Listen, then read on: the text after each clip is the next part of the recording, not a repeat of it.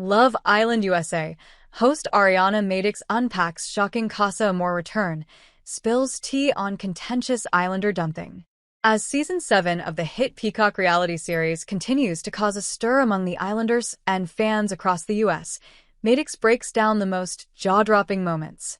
Ariana Madix may be the host of Love Island USA, but she's going through all the same emotions as the viewers, whether they're watching from their couch or any of the watch parties popping up across the U.S. Following the success of Season 6 of the Peacock reality series, which became a cultural phenomenon, Season 7 has some big shoes to fill. As the new season enters its 5th week, there have been plenty of jaw-dropping and emotional moments, leaving not only the Islanders in shock but also the fans. More recently, the girls returned from Casa Amor, also called the Ultimate Love Island Test, and some original couples were reunited while other new couples were formed. Either way, the Vanderpump Rules alum, who has been hosting the show since Season 6, admits she actually was not surprised at all by Taylor choosing new Islander Clark over Olandria, who has been in the villa since day one. As for the new Casa Amor format this season, Madix tells The Hollywood Reporter, "I really thought it was necessary to shake things up. I also like shaking things up because it makes it so that next season, no one knows what's going to happen. I don't want to see any tired old tropes. I don't want to see anybody pulling anything that we've seen before. I want it all to feel new and different."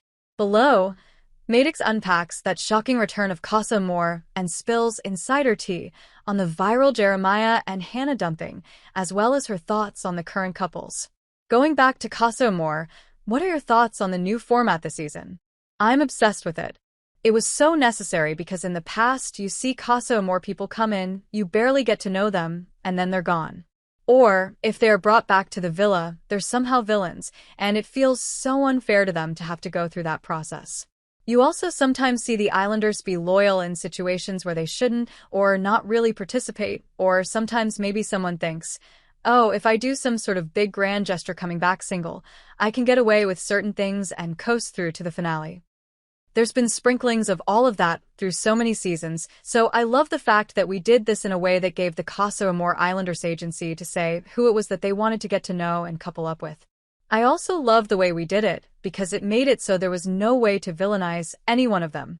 Everyone's gonna get to know people. Everyone's coupled up. No one can be pointed out or singled out to be villainized or harassed or whatever. I thought it was necessary to shake things up. What was your initial reaction to Taylor choosing Clark instead of Olandria, and do you try to hide your reactions in the moment when you're in the villa? I do, because I don't want anyone to feel bad for making any type of decision. But at the same time, if someone is having a really hard time, I try to let them know that everything's going to be okay. I was not surprised by that at all though, laughs. That was not shocking. Taylor and Clark you're watching them really get to know each other and, in my opinion, get immediately much closer than he and Olandria.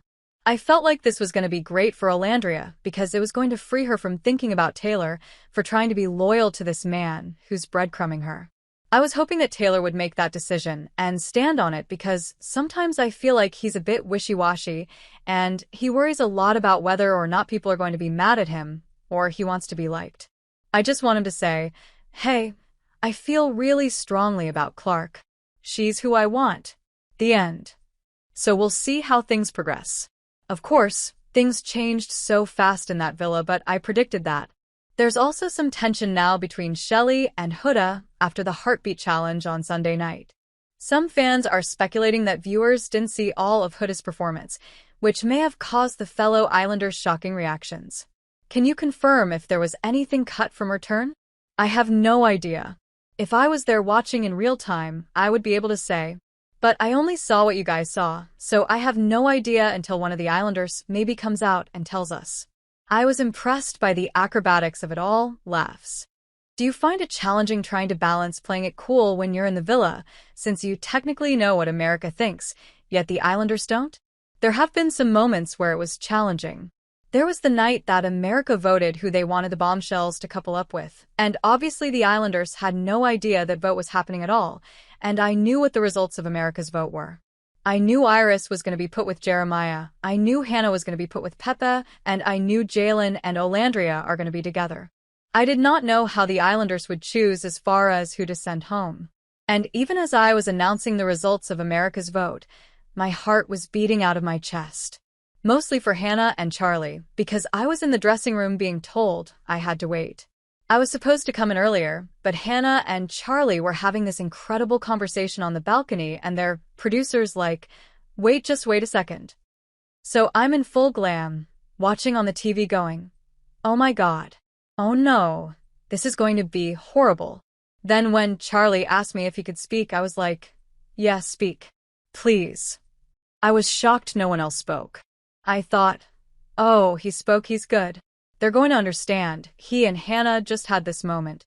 They're totally going to get it. No one's going to vote for Charlie. Then they voted for Charlie, and I was trying to be cool, but even then I feel like you could see I was like, I'm so sorry. And then I want to be like, are they really sending him home? Can he stay? Then the next 2 episodes I didn't watch until I had to, because when I go to do After Sun, usually I'm watching them as soon as I get them, but I had to wait because I was like, I'm not ready for Hannah and Pepe. I'm still stuck on Hannah and Charlie. And then eventually I needed to get over it. And I did. One of the most controversial episodes was when Hannah and Jeremiah got sent home by their fellow Islanders, leaving fans upset and calling for them to make a surprise return. I'm shocked, too. If you're mad, why didn't you vote for him to be your favorite? I'm so confused as to how all of a sudden America was upset. I don't understand laughs. Did you agree with the decision to send them home? It's tough because I think that no matter what happens, there's always one of these votes every season that you're like, why did the Islanders choose this person? And of course, people watching the show have different thoughts and opinions on the reasons why, or who they think should have gone home. Insider tea. Jeremiah was the absolute last for the boys. So, if it was just going off of America's vote, he would have gone home anyways. The reasons why they chose him to go home as fellow Islanders that I do not know. I think we always see this every season, where it's not just about your romantic connections. It's your relationships with the other Islanders that also always comes into play, and you never know when it's going to come into play, but it always does. We're going to lose them all eventually, laughs. Eventually everyone's going to go home, and sometimes it's going to be really tough, and that's the nature of the show, and that's why we love it, because we do fall in love with them, and then they're gone. Now that the season is more than halfway over, do you find it concerning that there are not many strong couples and more newly formed couples? It is what it is. Our team finds the most amazing people to put in, and you never know what's the dynamic going to be until they're all together. This person and this person, you might think they'll hit it off, and then they don't. That is the special sauce to the show, is that dynamic that you cannot predict. This season is a little bit different than last, and then last season was a little bit different than the one before, and I think that's what makes it so fun. We're just here for the ride, and so I'm enjoying seeing how things are playing out. I love that we went into Casa Amor without too many strong couples. It makes for an enjoyable time for me as a viewer. Looking ahead, can you confirm if there's going to be a movie night and a tweet/social media challenge later this season? I have no idea. I know we have a couple of more weeks left, and I know that our team out here is always pulling things out of their sleeve, and they have so many plans. Sometimes those plans are diabolical, so who knows what's to come. I have no idea.